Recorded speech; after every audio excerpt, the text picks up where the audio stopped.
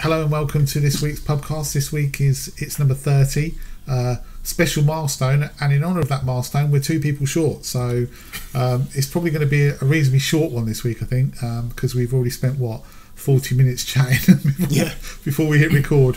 So Darren and James aren't here unfortunately, but you've still got the 4 of us. So how are you guys this week? Anything to report? All good. Good. Yes, good week. Still haven't sold my lens, so I'm not happy. Oh, which lens is that? Just out of That's interest? this one, Gary. Thanks for asking. It's this 70-200 f4 going at a storm at 280 quid. Yours. Bargain. First in gets it. I can't believe no one's picked that up for 200. How much was it? Did I say that again? Sorry. Yeah, can't believe no one's picked that up. Crazy. And me bag as well. I may as well join this melee of Low Pro Whistler 2. I've been trying to sell now for quite some while. But Owen John, will you stop putting messages on me posts saying you're never going to sell that, mate? Because no one will buy it. Out of interest, if anyone wants a GoPro Hero 7 Black, I might have one for sale. So, get in touch. Ooh. I've got a load of stuff to give away, but we haven't worked out how we're going to do it yet. Yes. Stick around in a forthcoming podcast where I've got gimbals and filters, and it's going to be orgasmic, but we haven't worked out what to do with it yet. But I've got a shelf full of stuff that's groaning, and I need it gone. But I don't want to sell it. I want to give it away. There you go, I think what we'll do, we'll have a poetry competition, Dave. In honour of James. That's what we should do. Yeah, photography poem. Yeah, I want on dirty location lyrics if we're doing poetry. That sounds like a plan.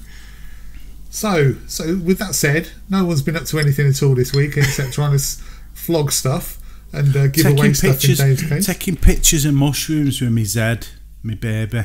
Oh yeah. But not mushrooms like others have. I mean actual mushrooms that were in the pan with chicken. Just playing around. Okay. You did say that chopping mushrooms was therapeutic, didn't you, the other night? Putting a knife through a mushroom is just, Not if you're the mushroom, it's not. Oh, beautiful. And then when you're eating them, you think that was good. Now, funny you should say that, because it sounds like a pie filling. And I said to Mrs. G a few weeks ago, do you know what? I'm thinking of starting another YouTube channel. She said, oh, Christ, what's that then? I said, pie reviews. I'm going to review pies from around the country. I like that. And she said, that's not a bad idea. It's not. It was because there was a piece about Peter's Pies in Caerphilly had COVID, and a good friend of mine, his favourite pie was a Peter's, and we used to argue all the time because I like Cardiff Clark's pies. Anybody from that neck of the woods will know what I'm on about. And I just thought, we could review pies. So you could just review the fillings and how to make them. I like that. Yeah. I'll tell you what. There's always an easier way, or there are many easier ways of making money. Not making money, I guess, getting views than there are of going out taking photographs. So I always watch these ones where they do like someone talks about TV shows. So I like The Walking Dead and the stuff in the Walking Dead universe, and there are people on there and they just literally post a 10-minute like this might happen in the next episode or in the future. We don't know. Like 100,000, 200,000, 400,000 views. What's going on? Yeah, it's so maybe kids stuff. I just want manufacturers to send me free pies. Oh, it's a cynical exercise. You could combine the two, Dave. You could have pies, take them out up a mountain, and then just sit up your mountain, as you say, and eat your pies. Pie adventures. A review up a mountain with a pie. Yeah. This is it. Now that's a proper adventure. Will this pie be cold by the time I get to the top of the mountain? You can judge the weight cold pie. Well. Climb a different mountain with every pie, and take a pie fee. I see what you did there. A pie fee? A pie fee from each. Just visit in. And then if I get any duplicates, I could give it away as a poetry competition prize. Meat and potato on Mol Shabod. I think that would work. Maybe James needs to put a pie on top of the trig point at each of his Wainwrights just to prove that he was there. or some jelly babies. I like that as well. Some jelly you babies. Yeah. You could leave pies. You could give clues away and leave a pie somewhere, and for people to hunt them down and find them. You could be like the mystery pie man of Snowdonia. What's that called? Where these guys have all this technology with GPS and they go geocaching. Yeah. Geopieing. Yeah. Or you could call it pie caching or pie and mashing. Dave's I should have kept my trap shut because sure as heck, it's going to end up like landscape photography. There'll be a glut of channels, load of pies. I should have just been the first and kept my gob shut. And let before you know it, there'll be a Before you know it, Dave, there'll be a restricted mobility pie vlog. Park and pie. Off the beaten pie. Oh, brilliant. Pies have it. Yeah. Brilliant. I'll tell you what though, talking about those channels that just review stuff, review like television shows. Maybe we could do one that just reviews vlogs. That hasn't been done, has it? Has anyone done that? I don't think that's like landscape photography vlog review. Or you could guess what's going to happen next. Guess what's going to happen next on the so and so's channel. Like I don't know. I predict that they're going to lose all of their subs. Drop the filters under a bridge. There's an idea there about guess what's going to happen next, isn't there? If you watch a vlog and somebody like Darren falls in a ditch, just stop it at that point and then put guess what happens next. And then there's the competition for Dave's goods. That's the competition for Dave's goods. You could have one where you just look at everybody's vlogs from Scotland and do it silently and go guess the music. Guess the music, because I can guarantee you it's either going to be bagpipes or that sort of Gaelic I was just going to say a cross or the green tick, and it's like bagpipe or no bagpipe. Or we could do a sort of blind tasting where you get the title of the vlog like a brand new way to focus, guaranteed to get you pin sharp images every time, and we have to guess how new and different it's going to be. Or is it going to be something we all know about because we're not dopey? I've thought of another one. What about spot the pie? Like spot the ball. Spot the pie. Yeah. In a vlog? Yeah, but it's a bit obvious though, isn't it? When we go out, each and every one of us, for all the rest of our vlogs, we have to take a pie with us and place it somewhere. Within the vlog. Within the vlog. And then someone's got to say, spot the pie. We normally get messages going like, awesome. 2 minutes 51 seconds hotgirls.com. We could get like 13 minutes 51 seconds, I don't know, cheese and onion. Hotpies.com. Steakandkidney.com. Yeah. Oh, there you go. That's a go. Oh, brilliant. Well, that's filled up some time anyway. See, look at what James and Darren are missing this week. Quality. This is it. The quality content that they're missing that they just can't add to. Anyway, what we're going to talk about this week. I've got some things that we wrote down. We discussed. There's how about this one? This one's good. This one's from you, Mally. There was a video out from Camera Conspiracies. Right? If you don't watch Camera Conspiracies, he is funny. He is really funny. But he did a thing saying like literally stop doing cinematic video. Like just stop. And your question is, after watching that, is YouTube ever cinematic? So, what do you mean by that, Mally?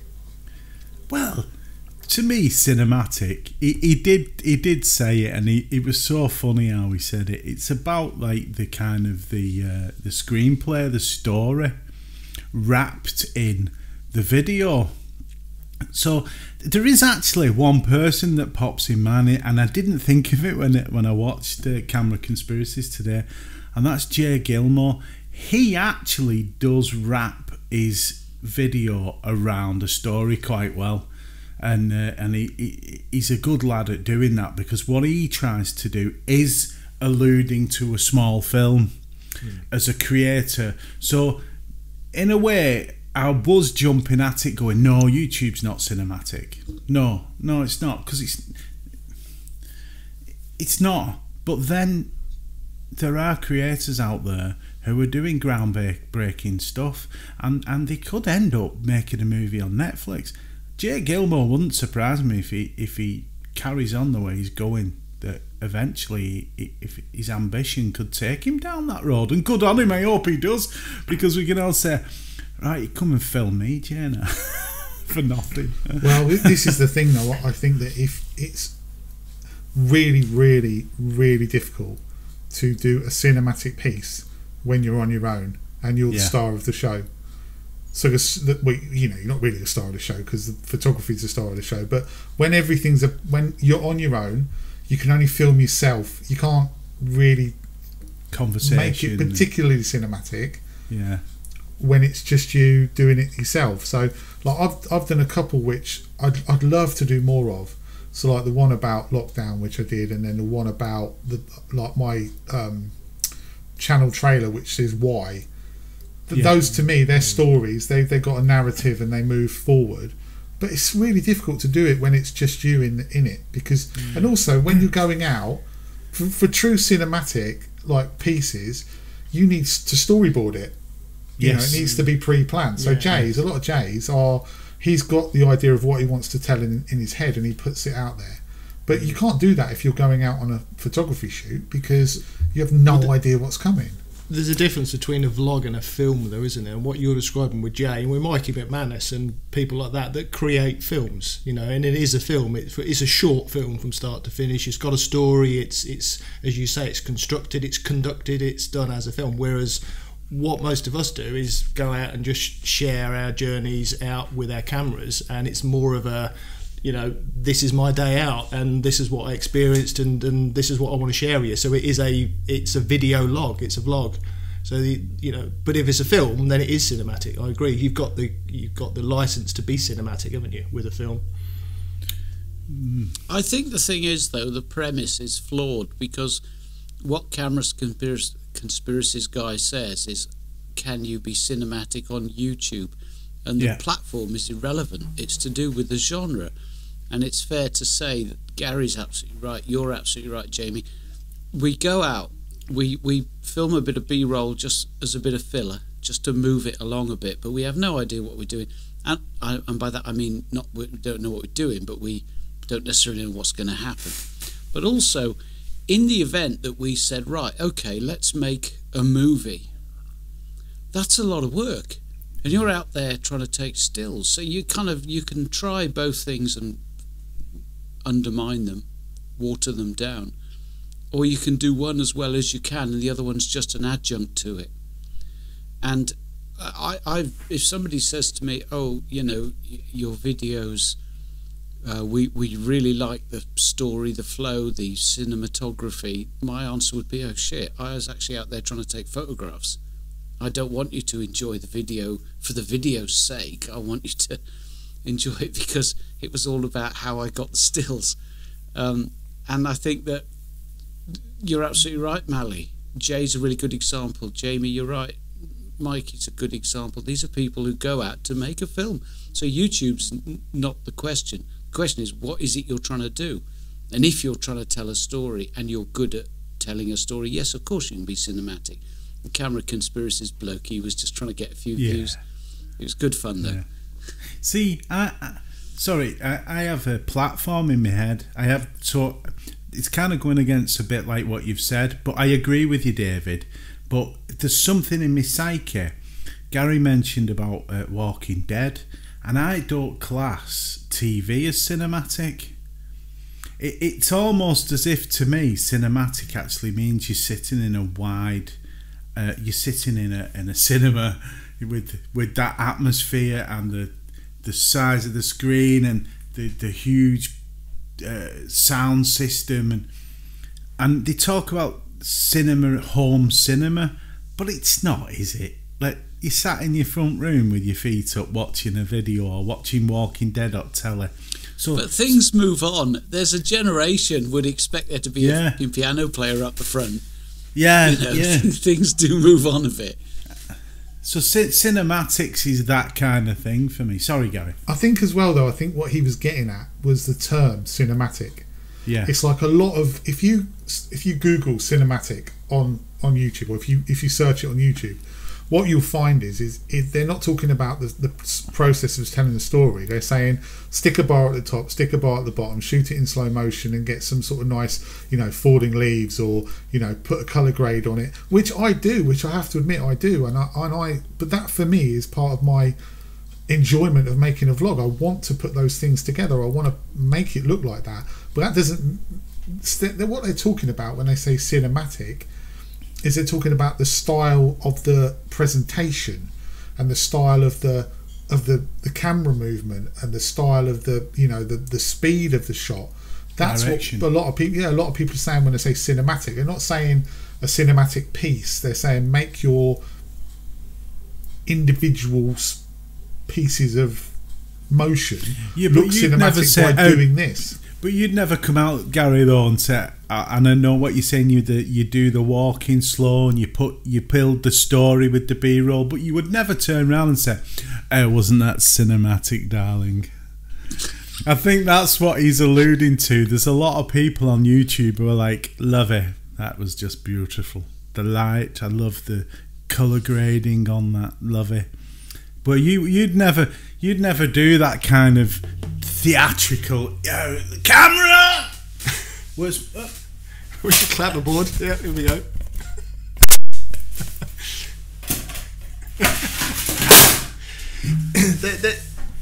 There's an interesting point though about vlogs and cinematic pieces within vlogs, and Gary, you've just said that you do it, and I think you do it well, but do people watch vlogs because they actually want to see the photography and the people and the story, or do they actually watch it because they enjoy the way it's been produced as a cinematic piece, or is there a hybrid of the two? It's an interesting discussion there, really. I think for photography vlogs, I think there are a number of reasons that people watch them. There's a lot of people, we've covered this before I think, but a lot of people watch a photography vlog because they want a location guide. They want to go, I'm going off to Crank Hill and I want to know where the best place is to take a photo on Crank Hill of the tree, for instance. Stop mentioning Crank Hill. Sorry. It's my place. Yeah. But people keep going there and doing my Photoshop techniques as well. Okay, then Home Fen. Yeah, because no one goes there. Stop it. Yeah. There's not any more there. I've done a bad enough job getting loads of people there. Yeah. But that's one reason. Another reason is that people want to look at photos. I don't think that's very high up on the list though. I think a lot of people, like for instance, if you look at say my vlogs and Mally's vlogs, they're completely different.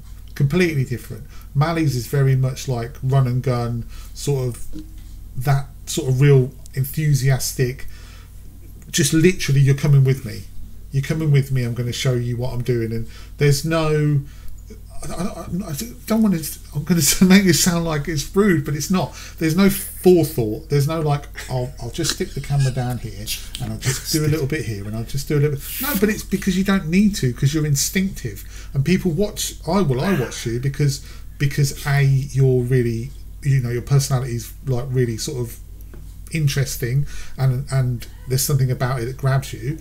And B, I like the fact that your vlogs are real. I think that you watch your vlog and it's a real vlog. It's what you would feel on the day or what you would do on a day.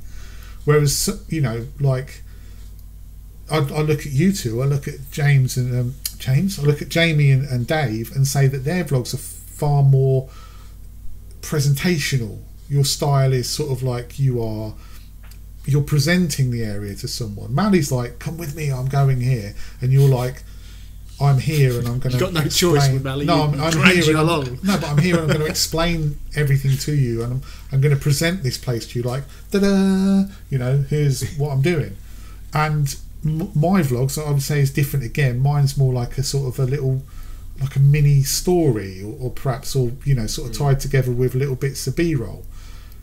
So everyone's got their own style, but I think that people watch it. Essentially they watch it for location guide, or they watch it maybe for the personality.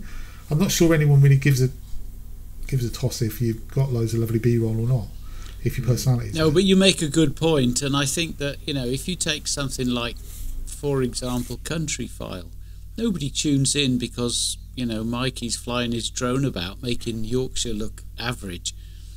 What happens is people tune in because they're interested in cowpats, and all these bits of B-roll just kind of link it together, and it just flows along. And I think that we as vloggers understand the value of just linking the setups. So you're there, you're talking about an image. I mean, Mally, you could talk slightly more about composition and settings because you never mention it, and I'd be interested because I have no clue what I'm doing. But it's all about, you've got a segment, here's a monkey's face, I'm shooting it, and then there's a bit of B-roll as you move to the next spot. It just makes sense because you don't want to jump to the next spot. But when you're doing your B-roll, that's your opportunity to be slightly more creative with your filmmaking. Yes. Because when you're talking to camera, that's all you're doing is talking to camera. Talking head. But your B-roll, you can put in a J cut, an L cut. You can, you know, get your music on the beats, the whole 9 yards. And for me, I enjoy that aspect of making. You can really see that, David, when you go into these like cut scenes that you do, where you take us into it. It's beautiful. You really are. Cheers, mate. You're really there because you're taking us with scenes. It's not just like here's some B-roll. It's actually this is a scene and it's your eyes. Jamie and Gary, you do the same. I said Gary's different to you two, because instead of Gary saying here's the scene through my eyes, you almost feel like Gary's directing you. I don't know if that makes sense. So we all have a different eye of looking. I really take pleasure in doing those things, but confidence gets in the way and the head comes back. See, I think you're right, but Jamie's in particular is very good at context.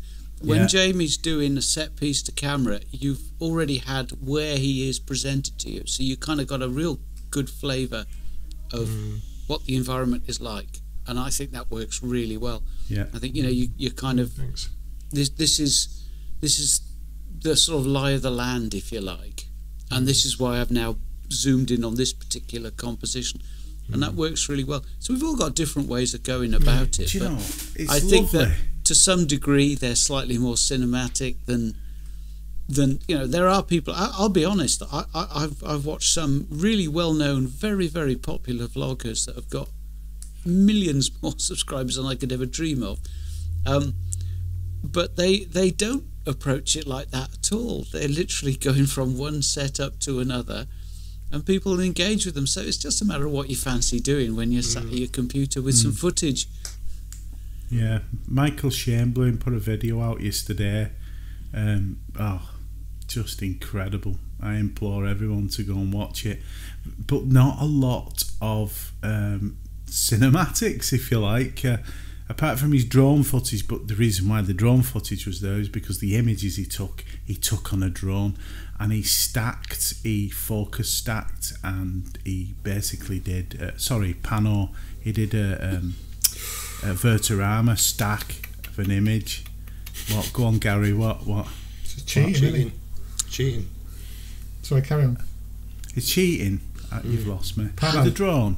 No, the Pano. Well, Vertorama. Oh, nothing. He was cheating. He didn't have a really tall ladder. But what I'm saying, it's really nice to sit here and talk about vlogging. You know, I do really, really love going out, and it's an occasion, and it's everything is there. The seeing the video, and then it's up to me then what I want to put out. I quite like that control of the edit and what you show and what you don't show. Sometimes I show probably too much, but I think that's where I like watching all of us, because we're going out, it's an occasion, and there's this massive thing, a bonus. It's not a bonus because it's the main reason why we do it. You've got these beautiful works of art that come along with this piece of cinema. Yeah, we said it before, we only do it because we enjoy it. You know, and a lot of people say, why do you, you know, why distract yourself from your photography to do vlogging when you can focus on your photography? Well, we do it because actually we enjoy both equally, really, you know, and when we can get good pictures and good video and make an experience to share with others, then why not? You know, it's great. Really enjoy it, and I'm the same with you, Dave. I love the video editing part. You know, I really enjoy doing that. I really do. And I think the other thing is, you know, in running the risk of being slightly, you know, self-pleasuring. Steady. Steady. My mum watches this, Dave. Steady. Keep your hands, Sean. But when the dust has settled and Joe Average has stopped watching old videos, I quite like, you know, oh, that was a really good camping trip. And every now and then I'll watch one that I made a year ago, 18 months ago, and go, oh, wow, that was... And it's just memories. Yes. Yes. Please don't go back and watch my early vlogs. Do you know, I was just about to say that, though. Do any of you guys watch back your own old videos? I mean, you just answered that, Dave, but I watch mine all the time. I don't know whether that's because I'm like narcissistic or something, but I always watch mine. Do you know what? I watched one last night. I was sort of bored in bed, and I was like, "Is there anything on YouTube?" Nah, nothing on YouTube. I'll go and watch one of my 5 in 5s, and I was like, "Oh my god, I don't even remember doing this one." Do you know what I mean? And it's like watching it as a fresh thing. I was like, "Did I really say that?" Yeah. You know what's lovely as well is to see the massive improvements. Oh yeah. Huge leaps in from where I was to where I am. It's mad. It's mental. But I got this really, I don't. Has any of you had this? I got this real fear. And this is funny you're saying. It was only last night. I got this real fear that I go out and I do a vlog now, and it's like one of my first vlogs. Like it's that crap. And I think, surely I can't end up doing that. I've learned. But what if I do put another video out and it's like my first vlogs? And I'm like, oh my god, have you seen them? They're so bad. I've got a couple of videos on my to-do list, which I actually published recently, so people can see what's coming up and bugger all with it. Yeah. Amazing. But very impressed. Two similar things on that genre. One is to remake one of my first videos, go back and try and take the same images from the same spot and see if I can do any better. Yes. It wasn't my idea. I was out with a customer and he came up with that. So thank you, Justin. Really appreciate that idea, and I will do it. But I've got to pick one that I can improve on. Otherwise, I'm going to look a bit stupid. The other one that I've got it in mind. Yeah. Well, no, the other one that I've got in mind to do is to actually do a reaction video to my first vlog. To sit there and go, oh my god, and just play it and comment on myself and be honest and open and say, well, what have I learned since then? Well, first of all, lose 2 stone and, you know, learn how to walk and all that sort of thing. You see, yours would be lose 2 stone, mine would be gain 3 teeth. So I've got no fear I could never go back to making vlogs as bad because I've got a mouthful of teeth now. So I don't look like I've come off some council estate somewhere, so I'm all right. Oh, if you've got teeth missing, I do apologise because I know where you've been. I don't mean to insult you. Gary's mouth was a fucking mess. Let's face it. My mouth was awful. Yeah, it was. It was. It still is in terms of what comes out. So you can't take offence. Go and watch his first video. Yeah. Really? I didn't know that. Hang on a minute. Did you not? You didn't I didn't know that actually. No. Oh my god! No, I've got to check this out. I had one. You can't tell. To be fair, Gary, you really can't. I tell you what. You can't tell in terms of, because I hid it quite well. Which, look, you think about. But you're talking like this. No, when I sign off my vlogs, what do I do? What do I do when I sign off my vlogs? You grin. Why do I do that? Because if I did that, it'd be like tooth missing there, tooth missing there. I always used to smile with it. Yeah. Always used to smile with a closed mouth. You've got teeth now. Yeah. Well, I still do it because it's it's what I do now, isn't it? So it's brand. Yeah. It's the outro. Yeah. Smug smilers, as Jamie says. Yeah. Smug smile. Yeah. You should be the face of Smug Mug. No, I think someone's already taken that job. I think. Yeah. I don't think we were talking about this earlier, weren't we? I think I'm too toxic to be the face of anything, unfortunately.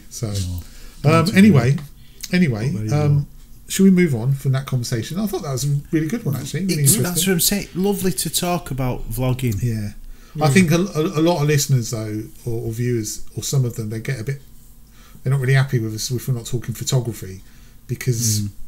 Yeah, but hang on a minute. We're mates in a pub talking about what we have a mutual interest in. If they want to earwig on it from the next table and they're not happy with it, they can piss off down the road to the next pub. End of. Like and subscribe. Like and subscribe. Like and subscribe. Like and subscribe. What's with the tennis, Mally? Did you have a good game? Oh, brilliant game. I went out with the Z, me baby, and I had moments of panic and fear and shooting and thinking, oh, EVF, what have I done? This is nonsense. It's not right. I don't like it. Or all these problems in my mind. And because that's all it is. It's just adjusting. Of course it is. Change. And I got home. So me and Mikey, we was at Townhouse. And we was going up to Black Crag, and we found this place called Ironside Plantation, which is quite a special place. But as we was walking around Townhouse, we're looking over the water, and it was flat, perfect flat calm. And there was this one, it's a dead tree surrounded by all the wilting autumn trees, and the light just came from the right. The Sunny 16, the idea. I've been doing all this research on different ways of looking at light if you're using a flash or portrait photography, and this side light that came made this tree just almost like it was a portrait of a tree. Everything was so dark and subdued, but the white deadness of this tree come out, and I went EVF. Oh yeah, they underexpose it, and I could see the underexposure in the EVF. Took the picture. Anyway, taking pictures all day. Got home, put them on the computer, and without, oh no, I jizzed my pants. The Z, that's why they've called it the Z. The Z is jizzed. It's just seriously unbelievable, unfucking believable. Well, there's a lovely story, Mally, but I actually asked if you'd enjoyed the game of tennis because you're wearing a headband. Did that come free with the Z7? This isn't a headband, it's my camera strap, but I don't use a camera strap anymore because I've switched to a peak design, and as I shoot, I mean that begs a serious question. No, I don't do them very often, but I do have one here. Cool. So you've dropped your kid's inheritance on a camera. He didn't have one. And you're out in the field and you're nervous about the EVF. My question to you is this: did you not check it out? Yeah. Did you not get your hands on one prior? Yes, many times. Mikey's got a Z6, so I go out with Mikey, as everyone knows, quite a lot. He's my good friend. But yes, I actually had an S1 Lumix, Panasonic Lumix S1. I tried that, hated it. The EVF on that was very contrasty, I felt. I got the Panasonic because I wanted to consider switching systems from Nikon, and quickly realised how good Nikon is and how good my D750 is for a 2014 camera. Anyway, I'm going on. I did try the EVF and I hated the Lumix. It was too contrasty and there was a lot of blackout, which for some reason they comment a lot about Nikon saying there's a lot of blackout, and there's not. It's sensational. The EVF is just wonderful looking at. It was daunting and worrying, not because I hadn't tried it, because it was new and it was a change, a new concept for you. Yes. So yeah. Same question to Gary and Jamie. I mean, you guys have both moved over to an EVF recently. Thoughts? I never do, or I don't do hardly any handheld shots, if I'm honest. So I'm used to looking at the back of the camera, looking at the LCD. So although I have tested EVF clearly because I want to see what it looks like, and sometimes I do frame up the shot with a viewfinder just to see, but before I take the shot, I'm looking at the back of the camera, so it's not as much of a change for me because I don't experience the EVF probably as much as you guys do when you do a lot of handheld shots. So you notice a difference, and you just have to, as you say, you have to get used to it because it's just different. What you see is what you get, whereas in the viewfinder it's completely different in a DSLR. But once you've got used to what you see through the viewfinder and then what you see, and the beauty for me is that you can see on the screen and the viewfinder exactly what you're going to get when you press that shutter. You don't have to take the shot and then review your shot just to check everything's right and you're happy with it, because you know what you're going to get before you press a button. So it's great. Yeah. How good is having that histogram there? Very good. Well, yeah. I had the A6000, and I use that for street, and that's an EVF. And I was like, yeah, not going to be a problem. EVF's going to be absolutely fine.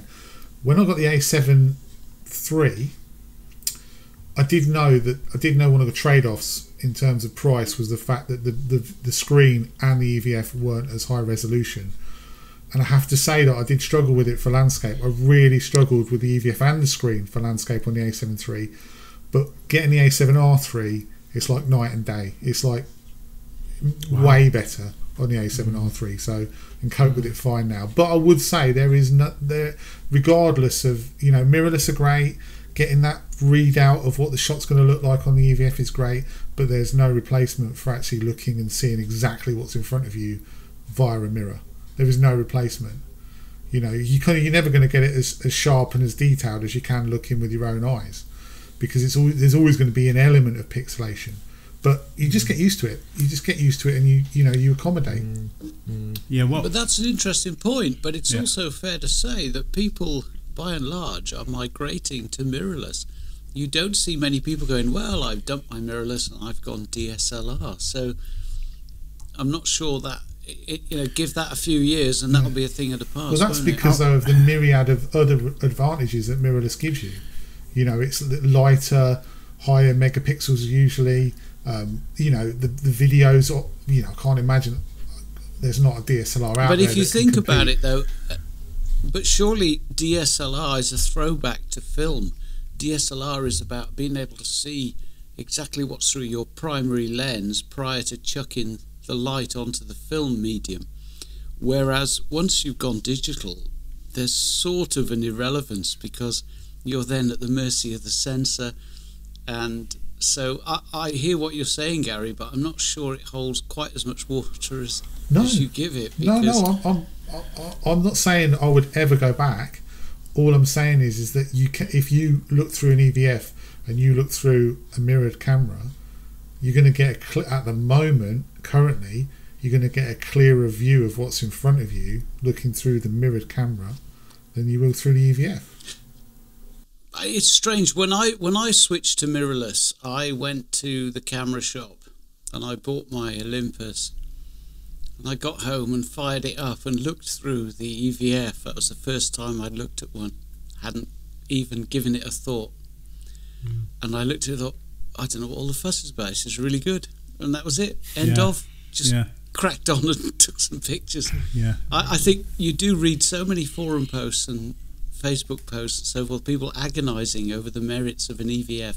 Oh. My answer to that would be just take some pictures. I think though that harks back to early EVFs, because early EVFs were terrible. Yeah.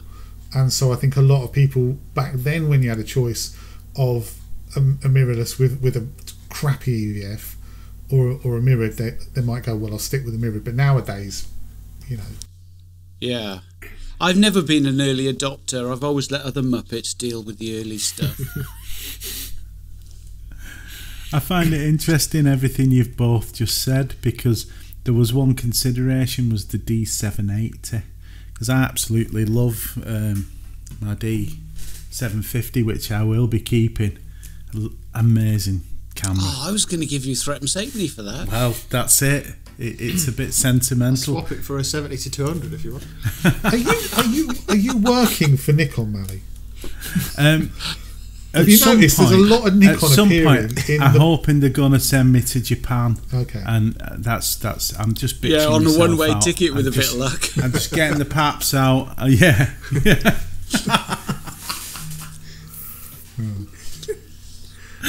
Would you then be known as Ma Lee? Oh, David. Oh, Gary. Oh. Anyway, carry on. No, just back to the mirror with the 780 and the video capabilities. But do you know what I think is a sign of the times? We pay more and get less. Because they've took the mirror out, and the system itself is a lot easier to manufacture and make without the mirror. And I think we're living in a time of where we're reliant on technology, and we're reliant on machine learning or algorithms within firmware and updates and computers within systems that are very cheap to roll out and very cheap to make. So I do kind of feel that mirrorless, DSLRs are not dead and buried. I do think there's a place for them. Maybe there'll be a niche market for them in the future. Yeah. A bit like film cameras now. I would have been more inclined to stay with Nikon if they hadn't changed the lens mount. Because when you think about it, they had a lens mount that went back 25, 30 years. And suddenly it's like, oh, we're going mirrorless, here's a new mount. It was like, well, see the I might as well size of switch it. camera then. But David, when you see the size of it, this was the other thing. I swapped lenses out in the field. I put me FTZ adapter on me 70 to 200, and I was shitting my pants because the sensors there. I'm looking at Mike and going, if it was lashing it down now, which I would have done with my DSLR, I'd have just gone bump bump lens on. I'd opened the lens off the 24 to 17. Was like, yeah. I was the same with the first time I opened my sensor up. Oh my god! Quick, get the lens on! Quick! And then nothing would screw on, and my hands would. And I'm like wiping, sweating, and I was going to say to you, mate, you want to try with a Sony? I'm scared to change the lens in the house. The sensor's literally, you open it up, and the sensor's like, right, I'm coming out. Yeah. I'm coming out. Here I am. Look at me. Yeah. I'm like that. I'm like, right, let's vacuum the room and get completely, it's like opening an Intel processor or something. Just go micro four thirds. You just need the one lens. Yeah, well, there you go. Yeah. There you go. Do you know what, Dave? My very first interchangeable lens camera was a micro four thirds. I had a Panasonic Lumix G2. Bloody hell! Yeah. Wow. The very first, and I do you know, it had a lens which was something to 200, which is something to 400 on the actual, and it was probably my favourite lens I've ever used, ever. It's got some shots of the kids on holiday, and it's just gorgeous. The lens is just the bokeh's beautiful. It's sharp. Oh, so nice, so nice. I think it was 50. But that's the thing, though, isn't it? I mean, we've all progressed with our gear, and yet we look back on, that camera, that lens, those images. Yeah. I tell you something I have experienced for the first time with the Sony is I shot a Panorama for the first time. I know I was cheating, Gary, sorry, but I did. I'm coming clean. And stitching it together in Lightroom took you 3 weeks on my iMac with those 45 megapixel files. There was steam coming out the back of it. It really didn't like it at all. So yeah, that's you've got to get used to those high resolution files without a doubt. Yeah. Definitely slow the old PC up. I didn't put lossless on, and I went out and shot not on lossless, and the 90 megabyte files, and I'm like, what? I put lossless on, and I think they're just around 48 to 50 megabytes. Oh, but I shoot uncompressed though. Do you shoot uncompressed raw on Sony? Yeah. I mean, you fill up. I've got two 32 gig memory cards, and I would never on the Canon never ever fill one. Well, you had a flash card on that as well, but I would never fill my memory card ever. And now regularly I'm into the second card almost every time I go out now. God, I hope I don't. Micro four thirds, mate. 1.4 floppies, no trouble. Yeah, the trouble is the adapter to the camera. You have to carry the drive around with you in your pocket like that. Oh dear. Oh, floppies in there. And all of that conversation started with me asking Manny if he enjoyed his tennis today. Yeah. No. Anyone seen any good vlogs this week? Can I start? Go on then, Gary, you start. Because I've got one, so that's why I put it in. Yeah. Simon Byrne. Did anyone watch Simon Byrne's vlog? I've not watched it yet. Today. I've not watched it. Only popped up today, though, didn't it? Yeah. Well, I haven't had a notification. I've not watched yours yet, Gary. So it's not worth it. He's in a queue. He's in a queue. Simon's vlog, really enjoyed it. It's about changing, basically looking at a shot and saying that's the obvious shot. I want to take something different, take a different style of shot. The reason I mentioned it is welcome back, Simon. Where have you been with your vlogs? Because we haven't seen anything for ages. Hey, Simon. And B, he posted a comment last week about images that if we're trying to, I'll try to see if I can pull it up, but it was more, I think it was along the lines of we spend too much time trying to impress our peers. Yes. And commercial images are a completely different matter. And I thought that mentioning that might be a nice lead into that conversation. But seeing as I've asked everyone about vlogs, we should probably go around those first. So has anyone else watched any vlogs this week they enjoyed? No?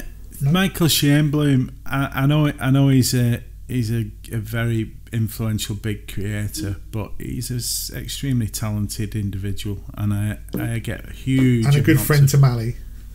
I get huge amounts of inspiration from him. He's not really. And I'd love to meet him because he's just. Why just pop him a text? We'll give him a call. Hold on. Hi, Michael. Yeah, good, mate. I'm just doing this fucking podcast again. I know I'll see you over there soon on the Oregon coast. Yeah. I know. David said this. I know. Yeah. So how's it going? Cool. I couldn't keep that going. That was damn. We were waiting for something funny. Yeah. We were all sitting there going, when's the punchline, Mally? Anyway, Michael's video. Tell us about it. I haven't a clue where the place is called. All I kept thinking was Clint Eastwood's done a few films there. No, it was Carmel. Carmel down. Yeah, Clint Eastwood. No, it's oh God, Utah. And he did the video where he was shooting with a drone, and it's just beautiful scenes. Even if you don't like landscape photography, the thing is, it's just very inspiring to watch. Rich and Jem, I always like Rich and Jem's wildlife and landscape photography adventures. They were out in a nice misty field photographing the deer this week, and had some gorgeous light that morning. I don't know what it was, but they're just themselves, and that's what I like about them too. They're just themselves. They're out there, they're enjoying what they're doing, they're making some content and they're sharing it, and they've got some cracking pictures. I really enjoy whatever them two put out. I enjoy watching that. It's great. So yeah, that was what I watched. Yeah, me too. Can I just ask, anybody who's putting videos out, can you message me? Because YouTube are not sending me any notifications. I missed that one as well. Really? Yeah, that's true. Yeah, Simon and Rich and Jem, people I'm subscribed to, of course. Nothing. I want to give a shout out as well. Another shout out. Not as well. Trevor Finnis. Does anyone watch Trevor Finnis? Do you know, I don't know Trevor. Yeah, nice guy. Just a really nice guy. Knocks a few videos out. He's been doing them for a while. He's got about 70 subscribers. Go and have a watch. Of Trevor. He's just a nice guy. I don't know him personally, but I enjoy I watch his vlogs every week. Just a nice. Trev, come on for me. Trevor Finnis. Yeah, Finnis. Yeah, Finnis. Finnis. Yeah, it's just a nice, relaxing watch. He lives down Dorset way. Yeah. Got him. 77 videos. Good on 77 videos and probably less subscribers. And there you go. He's got 80 now because me and Ali have just done it. Yeah, I've just subbed. Boom. Good. He deserves a few more. He's quite. He does lots of woodland. Yeah, it's good. I think he's I think I've noticed him on my channel. I'm sure he subscribes to me, so I definitely should subscribe to him. Yeah, too. yeah, and he's well worth Thanks well for worth that, the watch. Gary. Yeah, That's all right. that's a good Yeah, shout. thanks, Gary. I think we should use this podcast to do that from time to time. Yeah, instead of mentioning big agree. names like Michael Schoenblum. Well, no, there's no harm in mentioning, there's no harm in mentioning names like that either. But no idea what was that. No, I don't know what that was. It's deer. It's some deer, antelope. Sorry, antelope in Utah. Michael, sorry, Michael. I'm just advertising you. I'm being your bitch, aren't I? But it's beautiful, beautiful. Yeah. Another video actually that popped up on your channel, Mally, was Portland Bill Lighthouse by Daniel Retton. Daniel, yes. He's a good photographer already. You can tell he's that. a very good photographer, and he sent me a message about the fact that can I post this on the group, and he only joined the group yesterday, and I watched his video last night and subscribed to him straight away. Yeah, me too. He does a very, very good talking head. Lots of detail, very, very clear, and very full of interest and passion. Who's this now? Who have I missed? Daniel. Is it Wetham or Wetham? Okay. It's WR. Daniel, send me a message, mate. YouTube. Give me let me get him. Let me get his name so we can give him a mention. WRETHAM. Daniel Retton. And I really enjoyed his vlog. Apologies, Daniel. For I really enjoyed it. I saw that on your group. Yeah, it was a good vlog. So I'll be honest, my recommendation, somebody who could do with a push, in all fairness, Mr. T. Heaton. Yeah. I've got really back into his stuff lately. Have you? I have to be honest, I went quite a long time where I didn't really watch much of his. But his recent videos, out in the rain, shooting the autumnal trees, this is a guy, say what you like, he knows what he's doing. Mm-hmm. And, Mrs. G might get a slap if she's got something to say this Christmas, because I'm enjoying his stuff. I ordered his book last night. Did you? And I'm really looking forward to receiving it and having Can I borrow it when you finish? Yeah, Save me you having can have to pay sloppy, for it. sloppy sessions. Cheers. Yeah. Nice. Are you buying his calendar this year, Dave? Tom's calendar. I was thinking about it, but I have to keep it secret because I'm not allowed to spend money on that sort of thing. Is anyone else buying a calendar this year? I don't do calendars when I've got an iPhone. I just think it's stupid.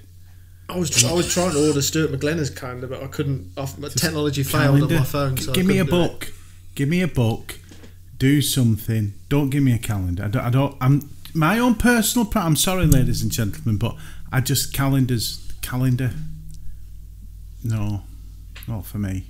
Thomas, if you've just seen me order, throw me a free calendar in it. Make a good present for mother-in-law. He's not watching. No. He watches. He doesn't watch. He doesn't have it. Tell him, Tom. Get on and tell Gary you watch. He's not watching. Do you know what I'm going to do for Christmas? We were talking about this before, and we should do like a little highlights and all this. I'm going to do the number of times that we've called out all of these people. Oh, yeah. Oh, they'll come on. No, they won't. Yes, they will. No, they won't. Oh, I tell you what. I bet you I wouldn't be surprised, if they did a discount code called No, they're not. Yes, they are. No, they're not. They're never coming on, and they don't watch. So don't worry about it. All I want for Christmas is Tom. That's wrong. They come on for us, but it's because you're a git. It's me, yeah. I'm toxic, mate. That's what it is. Give over. Toxic brand. Toxic. Wrong song. I think I'm just. Right. I think I'm just misunderstood. That's what it is. I'm really lovely, really. Anyway, we were going to talk about what Simon mentioned on the comments. If you fancy that, about. So basically, what he alluded to, as I said before, was that we spend a lot of time with our photography trying to impress our peers, and those sort of photos probably wouldn't sell. They're not very commercial. So should we as photographers, even though I can't see the point personally because I'm not trying to sell any of my photos, but should we as photographers, or is there a difference? There is definitely a difference between photographs that are accepted by your peers and photographs that sell. Agreed? Yeah. Right, moving on. Yeah. No, go on. So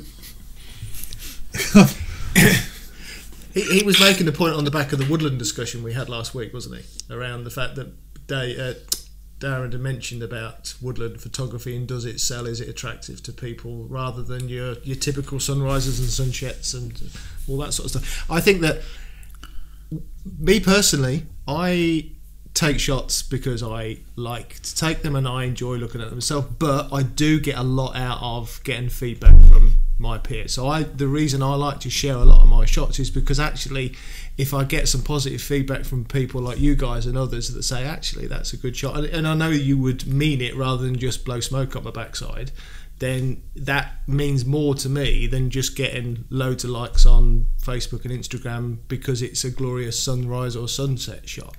But I think going back to your probably your question, your point is, I think that if you want to sell something, if you are a pro photographer and you want to make money out of photography, then you have got to look at shots that Joe Public wants to buy, and they are your general shots of Grasmere and the mountains and the lakes and the sunsets and everything else that matches what they've got in their front room.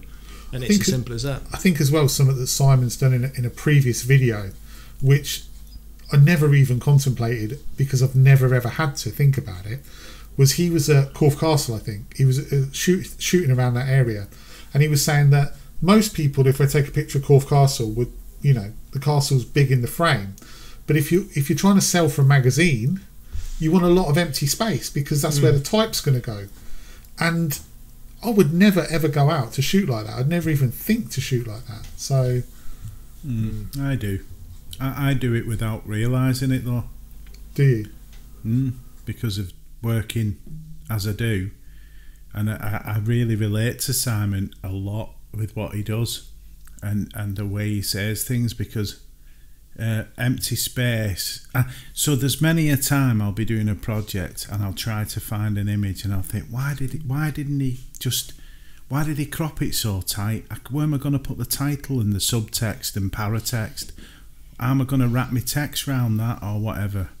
So sometimes I'll go out and I'll shoot and I'll not realise it, but the main object can be a little bit smaller than maybe people would want me to fill the frame. But I quite like open space.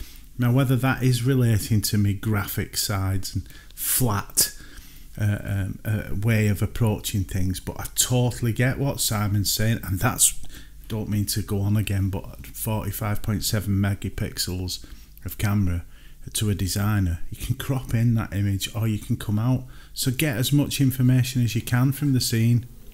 But that commercially, that goes against though a lot of advice that you hear on YouTube.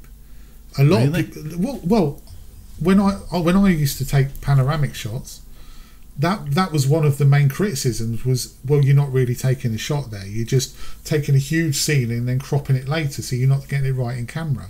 So that, like, shooting at 45 megapixels and getting like more of the scene than you need and cropping it in later, a lot of photographers would like poo-poo that idea. You know, that'd be like, oh no, you're not doing it right. Yeah, but they're not working. They're not coming from where I've come from. So to me, I like to have scope. I like to have the ability to be creative in post as well, because of being a graphic designer. So I do understand the purist idea that you get it out on the field, but what if you're out in the field and you get tight and you take that shot and you think, oh, that bottom corner, I wish I could just pull that out and make it maybe 16:9, or I just need. So I think even as a gallery owner, content aware film, Ali. yeah, you can tell.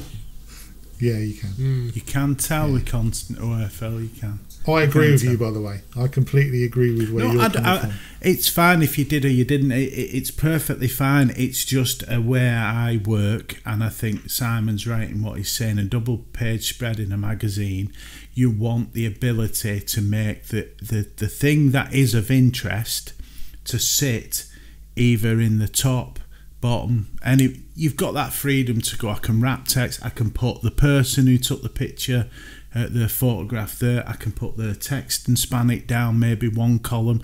Maybe you might be doing a 12 column double page spread, and there's a lot goes into a layout. And if your image straight away is tight, people don't want to see a page filled with an image. They want to see a story of how the image was took, and that means wrapping text. That means adding it in a framework of a magazine. Yeah, but I think realistically, the huge majority of the sort of people that look at the sort of stuff that we do don't give a stuff about magazines. No, well, and I think that if you look at the two types of photograph that we're kind of talking about, one is does it sell, and the other is does it interest our peers.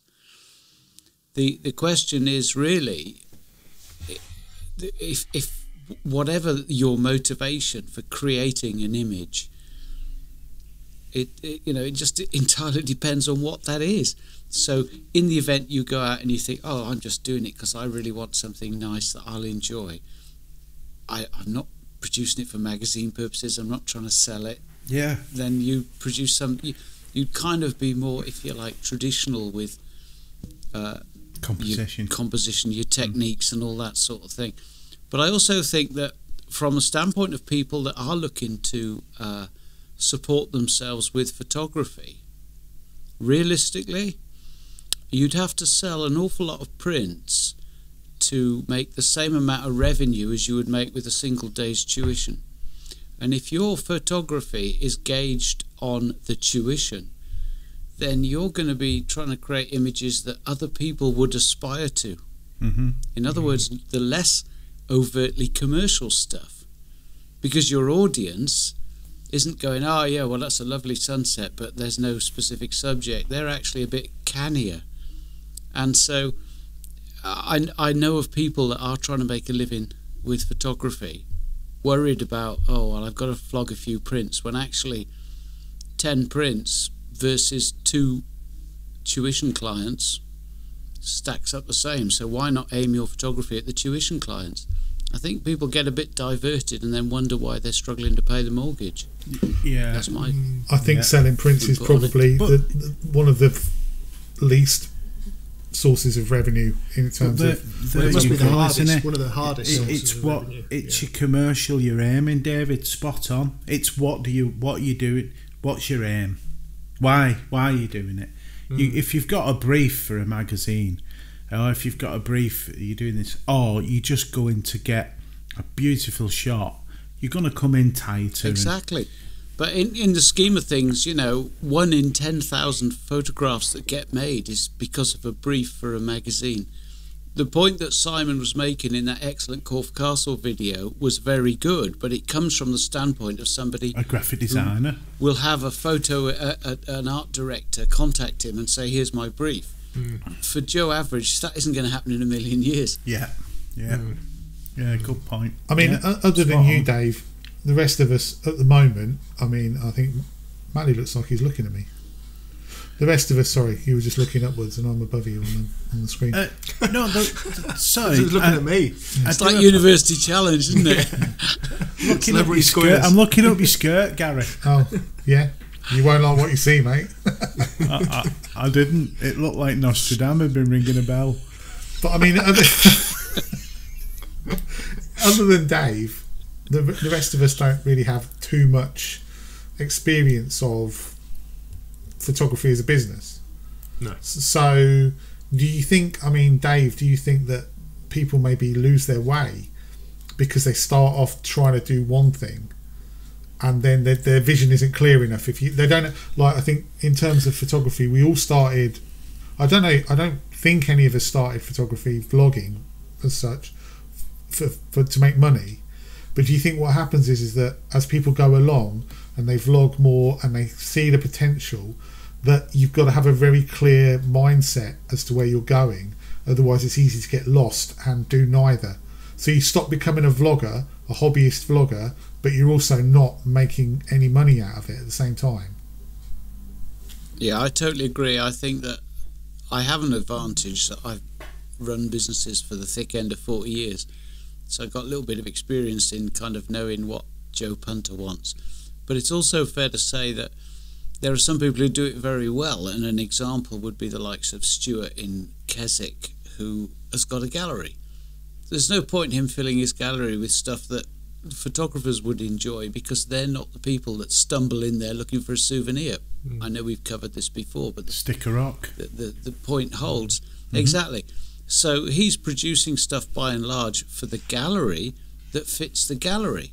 However, when he's making videos, he's making images that the likes of you and me look at and go, nice work, Stuart. That's good stuff. And his entry in Landscape Photographer of the Year probably wouldn't sell very well in the gallery, but we all looked at it and we would aspire to that quality of photography. The quality. Exactly. But I do think there are other people that set themselves up to be professional photographers. It's a tough gig, and you say, right, this is now going to pay my bills. And I think that unless you're very clear on exactly what your target market is, you run the risk of, falling between two stools. And it's a loose observation. It's not really based on any specific evidence, but when you look at the output, you look at it and think, I'm not sure that you're appealing to either potential audience. I think there's a very fine line as well, personally, when it comes to tuition, because you have a following on YouTube or Instagram or wherever you have that following, doesn't naturally make you a good tutor. It doesn't naturally mean that you're going to be. And I actually think that if you jump in too early, so if you think, because there's a real temptation. I did it myself last year. I went out with Jamie last year to Thetford Forest, and I actually said, does anyone want to come on a one-to-one workshop, right? And I got zero response for a start, but secondly, I thought it's too early for me. It's too soon, and I think that you can get, but often maybe people don't care, but I think you can get a bad reputation if you jump in too early, because you've done 50 vlogs and you've got X thousand or 1,000 subscribers, it doesn't mean suddenly you can teach people how to take photos. And I think that you've got to be in my opinion, you've got to be very careful, both commercially and in terms of your own credibility, that you don't jump too soon. Hence why I totally agree on quite a lot of that, Gary, because to me it's the Danielson. There's an amount of time and dedication and knowledge. Mike Prince, wonderful photographer, an exceptional photographer, very educated in light and settings and how to teach people. I'm not sure, Mike, apologies if I'm wrong here. I don't think you do workshops massively. I don't think he'll watch this, to be fair. I don't mean that derogatory. But then you've got... Is there anybody you know that does watch this? Lots of people, around 400, something like that, isn't it? I don't know. We're doing all right. We're going the right way. That's the main thing, which is in tow with what I'm saying. It's progression. So we're doing all right with the photography podcast, the Pubcast, but we're not the biggest pubcast. It takes time. Maybe in 5 years' time, if we're still doing this, we can look back and go, right, we're at a point now where we can consider ourselves as an achieved podcast. That time we dumped Darren and James and moved on. I think photography. No offense, boys. I think if you've got a pencil in your hand and you draw a picture, doesn't make you an artist. But if you draw 1,000 pictures and they improve to the point where someone looks at it and goes, "That is just a wonderful piece of technique, art, so it's okay. I was good and well me posting pictures every week or every couple of weeks. I go out and do vlogging, but I am by no means a learned photographer, miles away. And that was elevated when I went back and watched my early vlogs, where you're young, dumb, and full of photography.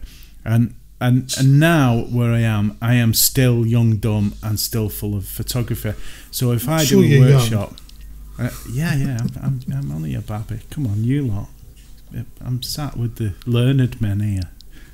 Well, us old mature people wouldn't wear stupid headbands like you've got on there. Of course. Exactly, we're Jamie. much too grown up. No, especially not on video up a mountain.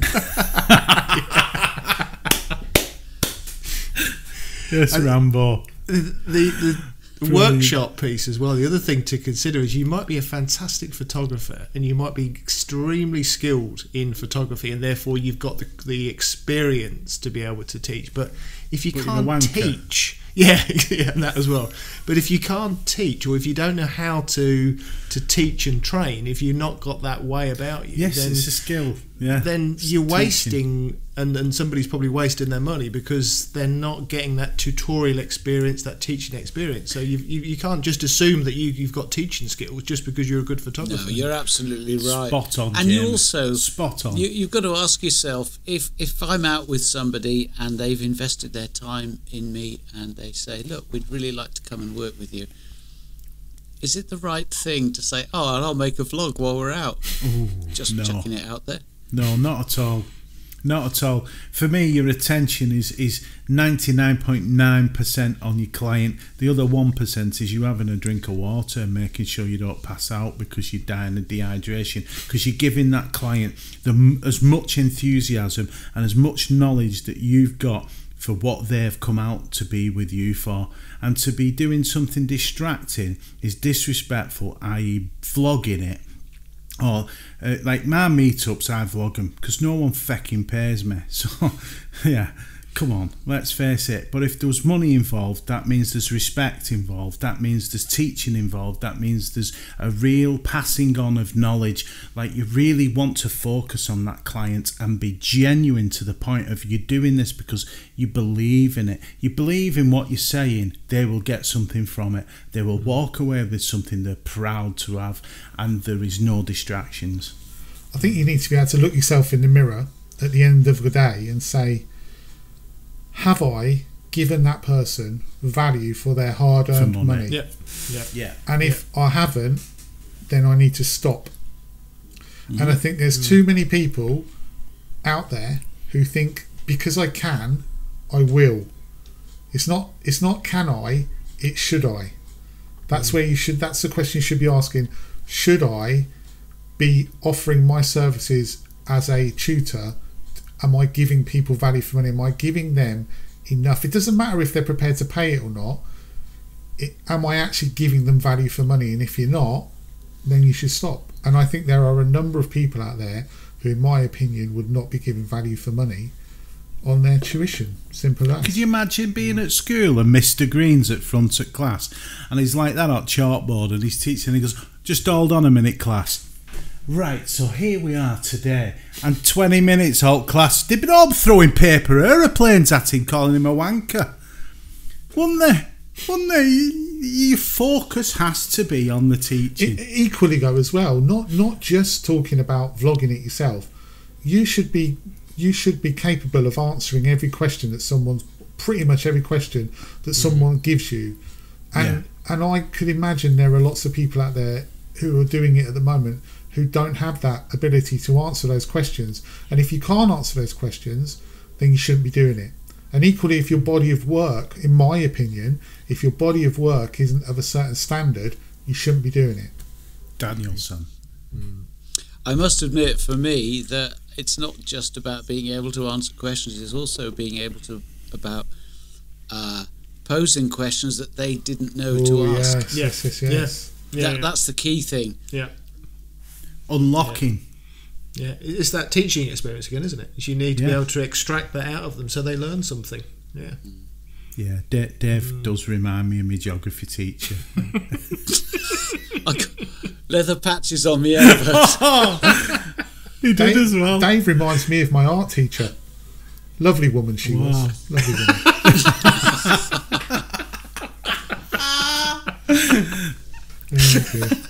Oh dear. That wraps that up then. I think we've done it. Yeah, I think we've managed to get through. Have we pulled it off? Yeah, I think we have just about. I'm not quite sure how, but yeah. See who needs 6. Hey? Yeah. Who needs 6 and who needs any planning? Hey. Yeah. Let's have a thought though for our kindred spirits, Darren and James. Yeah, you were missed, cockers. You were missed. You absolutely were. Yeah, they've got good excuses. Oh, hang on a minute. One of them's got a good excuse. One of them's a Yorkshireman. The other one's a Yorkshire git. Yeah. Anyway, decide which yourselves. Anyway, what? Decide which is a Yorkshire git? Yeah, we'll let you work out which one is which. Yeah. Anyway, thanks ever so much for watching this week. We really appreciate it. And yeah, I guess we'll just all see you next week. Well, maybe, who knows? Some of us will see you next week probably. And yeah. Anyway, bye. Take care. See ya. See there. That was the worst outro ever, wasn't it? Smooth. Very smooth. Oh, Come on, that's what you needed.